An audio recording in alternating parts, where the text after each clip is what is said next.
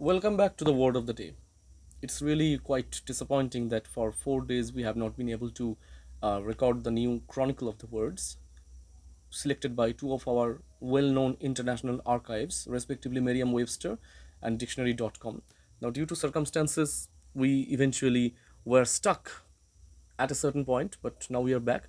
And from tomorrow onwards, I believe the word of the day will go on the individual basis. That means one set each day.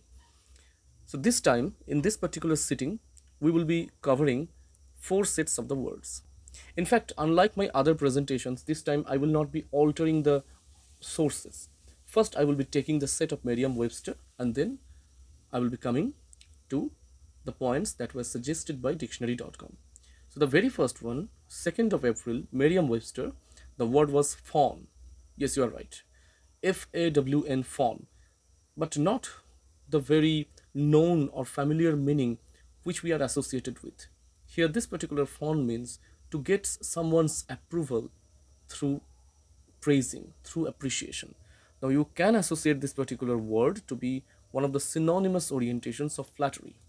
From Old English fagon, it has now come to the English vocabulary of modern days, and so far as the Old English meaning is concerned, it used to be rejoice. Our second one from the archive of 3rd of April is adroit. Now, this is a word that can be associated with an all rounder. It describes a person or something who is extremely well balanced in terms of maintaining the skills and other managerial approaches. When we are very much skillful in terms of managing something, it's a straightforward notion. It's a quality that can be exhibited quite directly, you don't have to hide for it.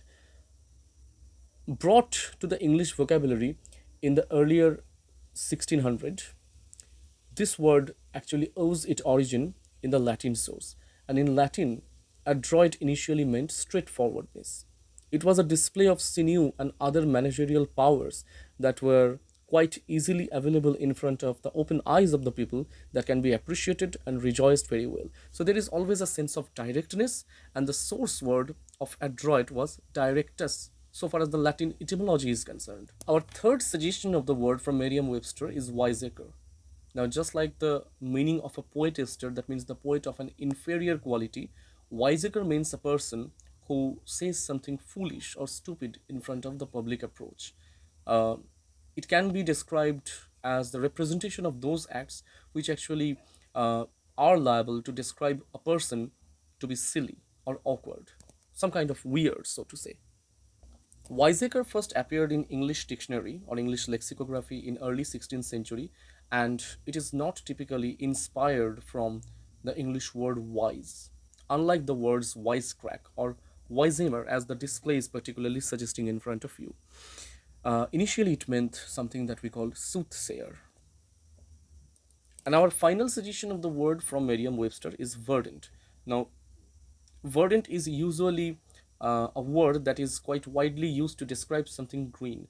If there is any orientation of a green canopy or the abundance of greenery, as an adjective, verdant can be well used. But it is also used to describe the naive experience of a person, one who is not quite capable of attaining all sorts of brilliance and all rounder aptitude in his work.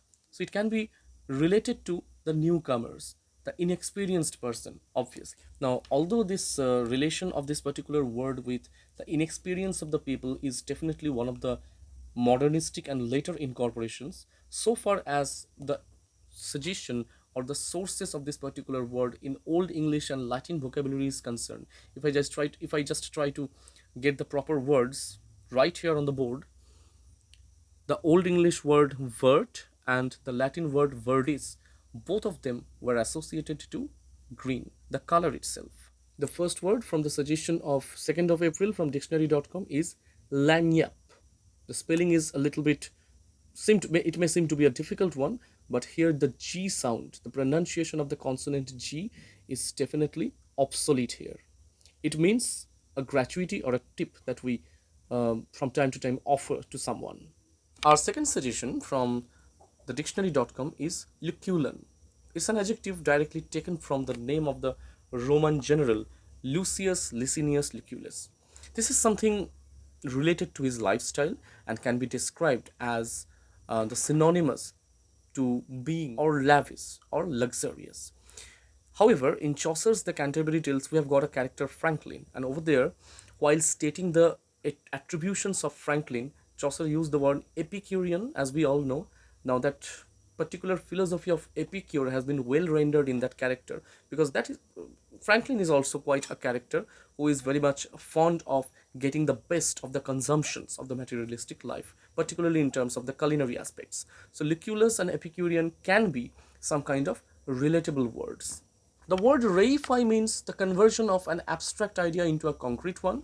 So it's more of a conversion from an abstraction into a concrete reality or perception. And the final one, palimpsest, from today's archive from dictionary.com, is a noun which means a parchment from which a text has been completely erased in order to make room for another text. Something that is quite relatable to the concept of tabula rasa. Thank you. And from tomorrow onwards, we sincerely wish to come back with the individual sets of the words, and there will be a twist. Apart from the suggestions, I will be upholding the suggestions from my students and obviously some of my well wishers, those logophiles who have been constantly supporting me in this endeavor of the vocabulary series. Keep on supporting. See you next time very soon. Thank you so much.